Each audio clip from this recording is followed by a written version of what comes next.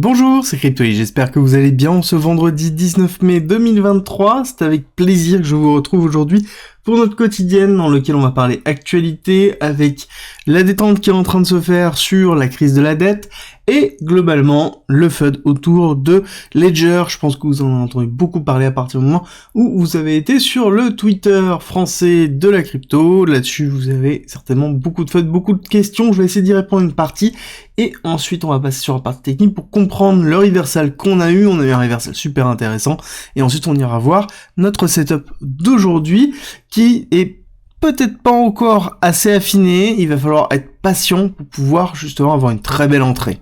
Et ça commence tout de suite.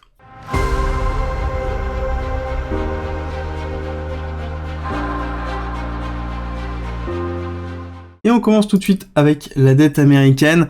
Alors, très intéressant, je vous avais dit justement il y a quelques jours que la dette était vraiment aussi quelque chose qui appuyait beaucoup sur la macroéconomie, mais que le marché en lui-même savait que ça allait se régler, comme globalement à chaque fois que ça s'est passé, 19 fois il y a eu une problématique de dette, 19 fois elle a été remontée, et la pression est en train de s'alléger, comme là on peut le voir, justement McCarthy a encore fait preuve d'optimisme sur la possibilité d'un accord. Donc globalement, le marché pense très fortement qu'il va avoir un accord, et je pense aussi qu'il y aura un accord, comme d'habitude, il va falloir juste être patient, et le marché, dans tous les cas, le statut est en train de le pricer, on ira le voir tout à l'heure avec la magnifique performance qu'on a eue au niveau du Nasdaq, qui justement a fait une grosse contre-tendance sur le BTC, on ira voir ça dans la partie technique. On continue parce que c'est cette pression qui est en cours ici, enfin qui était en cours sur la dette américaine, est toujours existante sur la crypto-monnaie, avec des discussions qui sont au niveau du Parlement sur le type de loi qui sont à appliquer sur la crypto, ça je vous en ai déjà parlé, ça continue toujours très fortement, mais ça ne change pas à l'adhésion de la technologie par des géants comme Visa, qui est en train de tester des produits qui tournent autour de l'account abstraction, donc qui est la nouveauté qui a été déployée sur Ethereum, qui permet principalement d'utiliser un canvas sous une forme de NFT pour devenir un compte directement, donc c'est une grosse facilité parce que globalement le compte devient un smart contract et donc on peut programmer un compte, et là on est vraiment dans quelque chose qui est nécessaire pour la mass adoption, et ça se voit que tout de suite les personnes sont en train de le tester parce que ça a véritablement un impact très fort dans les évolutions à venir au niveau de la crypto. Et on terminera ces nouvelles sur justement notre ami Ledger qui nous a fait un effet d'annonce qui est très mal passé avec leur nouvelle fonctionnalité qui permet de découper la seed phrase en plusieurs parties et de la déployer chez des partenaires pour pouvoir la récupérer même si on la perd.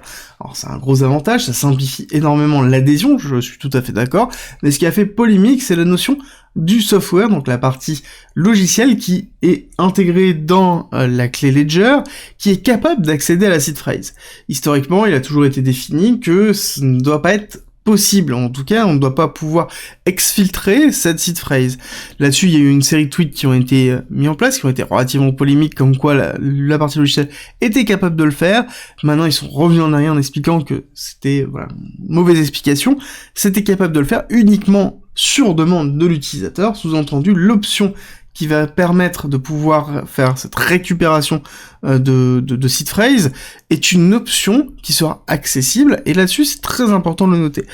Pour moi, je considère que c'est le même principe qu'un MPC, d'accord, qu'un wallet qui est justement n'est pas basé sur la notion de seed phrase, que la seed phrase est déjà découpée elle-même en plusieurs bouts répartis dans plusieurs serveurs, et que du coup on se log avec un email et un mot de passe.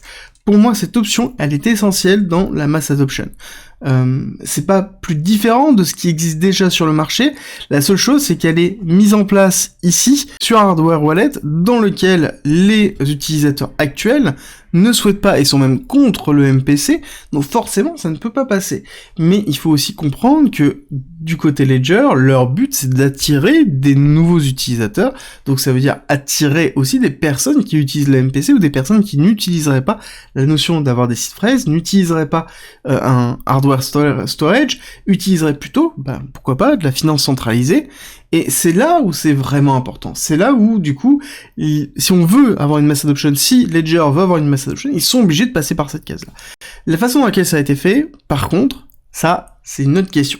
Et pour moi, j'aurais tendance à penser qu'ils auraient dû sortir un produit spécialisé pour ça, avec cette option intégrable dedans, de façon à ce que ce ne soit pas une mise à jour software, et limiter justement la fusion des deux types d'utilisateurs. Il faut qu'on ait bien quelque chose qui soit un petit peu hardcore, avec ceux qui veulent vraiment protéger leur site phrase, et ceux qui sont dans quelque chose de beaucoup plus ouvert, avec une volonté de facilité, et là-dessus, il n'y aurait pas eu justement de trade-off, il n'y aurait pas eu de problématiques de communication, et ça, c'est comme d'habitude, c'est au niveau du lancement produit que ça a dû merder. Ensuite, on avance avec les chiffres qui ont été donnés. On a eu une diminution drastique de l'inscription au chômage hebdomadaire. On continue vraiment sur la lancée, 264, 254, 242. Donc ça montre que le chômage, en tout cas l'économie américaine, est relativement forte. On a l'indice manufacturier qui continue à remonter, moins 10,4 versus moins 19,8. Très très bonne nouvelle qui a été donnée. Aujourd'hui, on va attendre le discours de Powell, le discours de Lagarde.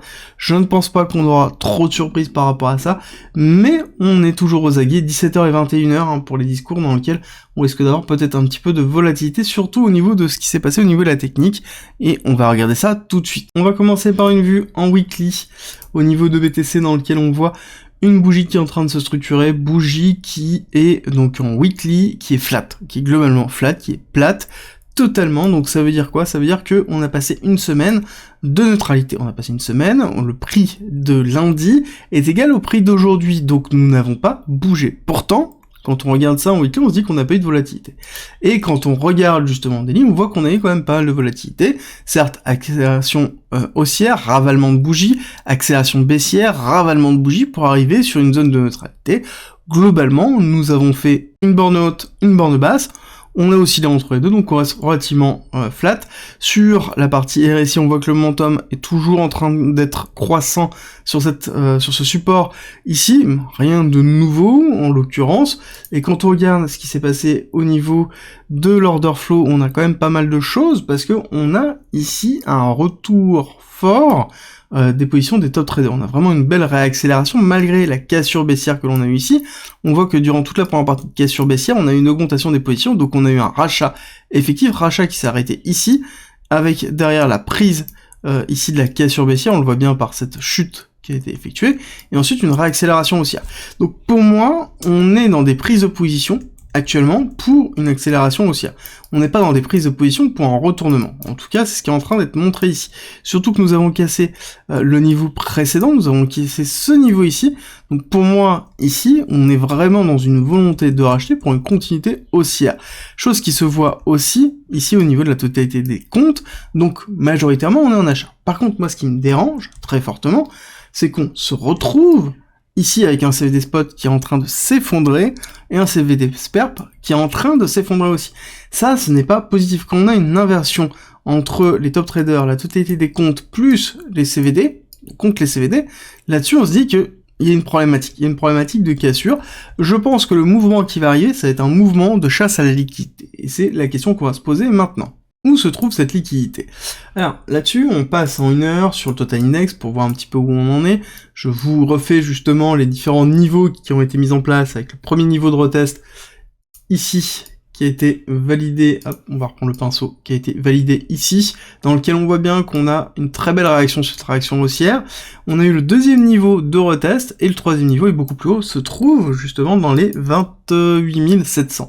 Alors, ce qui est intéressant de voir, c'est qu'au niveau de la liquidité, au niveau de ces niveaux qui ont été donnés déjà depuis un certain temps, nous avons de la construction de liquidité short très forte ici, et très forte dans la partie supérieure de retest. Donc on a toujours cette liquidité de shorter qui est plus ou moins présente. On voit que ici on a eu un mouvement haussier très fort dans la liquidation et un très gros short squeeze des liquidateurs qui s'étaient mis en place ici, enfin de la liquidation des vendeurs à découvert qui s'étaient mis ici. Ranging, neutralité, cassure des longues qui s'était mise ici avec un retest, on a pris la liquidité structurelle ici de ce lot-là, mais on n'a pas pris celui-là. Donc ça veut dire que ici, nous sommes dans une zone de compression, ce qui est en même temps correct, quand on regarde le graphique weekly, on voit bien qu'on a quelque chose qui est relativement flat, on a une zone de compression, oui, par contre on a une divergence baissière qui était en place ici, qui est plus ou moins en train de se confirmer ici, mais qui est relativement faible. Donc pour l'instant, on dit qu'elle était présente, on attend et on la surveille. Et à côté, on a quelque chose qui est en train de se mettre en place ici, sur le RSI, qui est entre deux, c'est-à-dire qui est plutôt flat. Donc on a ici une augmentation des lots effectifs, alors qu'on a un RSI qui est flat. Ça veut dire quoi? Ça veut dire que ici, on n'a pas de démarche réelle, donc on a une divergence baissière, on a une petite divergence vraiment très légère haussière, qui est caractéristique ici d'une incertitude du cours dans lequel on se retrouve dans une compression du cours qui a pour but de créer de la liquidité. Parce que là actuellement la liquidité se trouve au nord. Il y a quasiment pas de liquidité à aller chercher ici, en tout cas de liquidation, sur le pay interest. Ça sous-entend que si on va chercher de la liquidité, on va chercher de la liquidité de niveau clé dans lequel on irait prendre ce lot-là et aller chercher les 25 200. Oui, c'est un petit peu ce qu'on a en tête depuis un certain temps.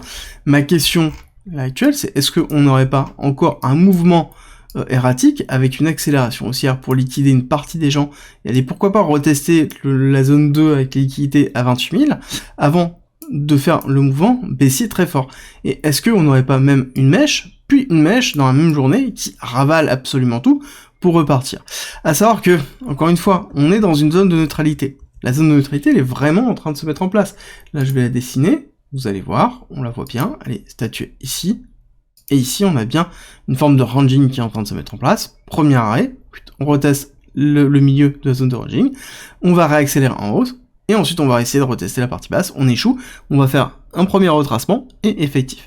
En parlant de ce retracement-là, du coup, je pense que le retracement est trop faible déjà de base pour moi, il y a encore beaucoup trop d'imbalance, il y a pas mal de liquidités qui en attendent ici, donc pour moi ce serait plus une forme de retest structurel qui se ferait ici, dans lequel on aurait, hop, on va se le mettre là, retest baissier, dans lequel si jamais on voit qu'on va chercher la liquidité dans cette zone-là, et qu'on est en train de statuer une distribution, et qu'on casse, qu'on commence à faire un break-off structure pour une tendance baissière, bah à ce moment-là on sait qu'on aura une continuité baissière, et on irait chercher certainement ce lot-là.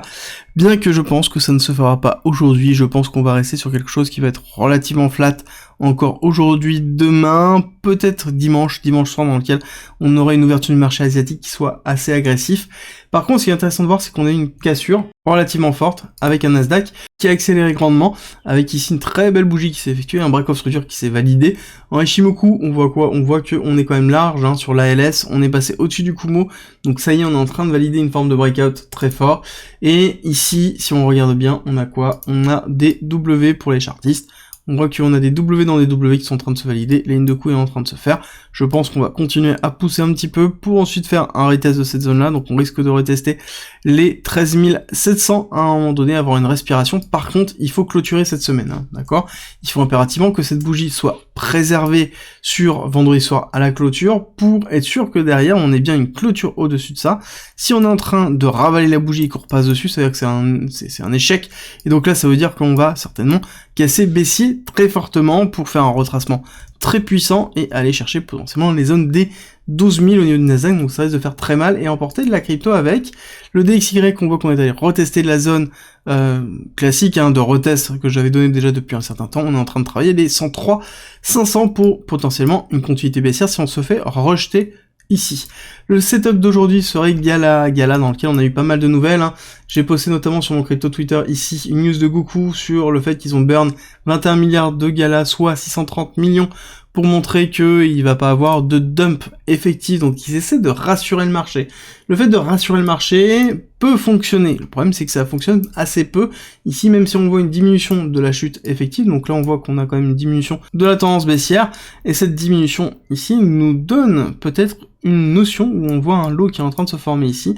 Pour moi on aurait un début d'accumulation qui se met en place, pour ensuite aller faire STB, Spring, et aller chercher la liquidité ici de ces zones-là avec l'order block qui se trouve ici, et combler le reste de l'imbalance qui est en attente, hein, d'accord? Reste de l'imbalance qui se trouve là, pour le moment on l'a juste touché, il en reste encore un petit peu, on n'a pas encore touché le niveau vraiment de l'order block, donc on pourrait aller chercher un petit peu plus bas pour aller structurer une fin d'accumulation pour ensuite aller chercher de la liquidité qui a été laissée ici, donc avec un petit mouvement qui irait chercher les 0,03326 et une entrée potentielle. On va remonter un tout petit peu parce que je suis peut-être un petit peu agressif, on va aller retester ici le niveau de liquidité basse, 0,30, 0,31 pour un niveau voilà, un petit peu plus agressif pour une accélération haussière. Encore une fois, on est dans une continuité ici On voit bien qu'on est dans une continuité haussière, pour moi on est dans une forme de retracement.